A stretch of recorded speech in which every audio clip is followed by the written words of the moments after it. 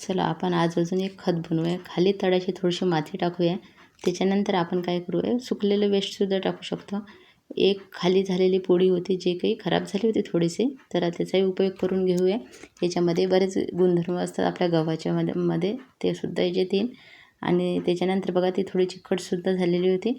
आणि आता मी आहे ना टरबूजच्या साली टाकते आणि तुम्हाला गुणधर्मसुद्धा टाकते. एक लेअर टरबूजच्या साली आणि एक लेअर तुम्ही माती टाकाल ना, तर खत खूप लवकर तयार होईल आणि पोषक तत्व भरपूर राहील या खतामध्ये.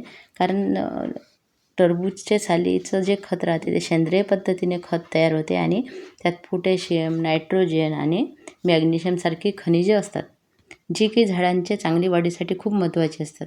आणि दुसरं म्हणजे फळफुलं येण्यासाठी सुद्धा हे मदत करतात. आणि याच्यामध्ये मातीमध्ये सूक्ष्मजीवाची वाढ करतात. सूक्ष्मजीवाची वाढ झाल्यामुळे मातीमध्ये मातीची सुपीकता वाढते, माती भुसभुशीत होते आणि याच्यामध्ये पाणी असल्यामुळे ते लवकर खतात रूपांतर होते. टरबूजच्या साली तुम्ही मध्ये असं टाकू शकता, कार्डबोर्ड वगैरे.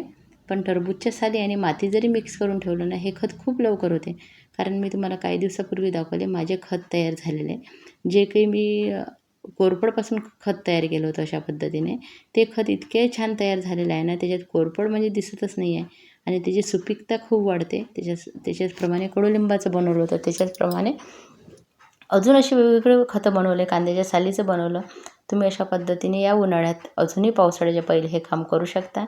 आणि सर्व खत झाल्यावर हे झाकून ठेवायचं. अशा पद्धतीने धन्यवाद.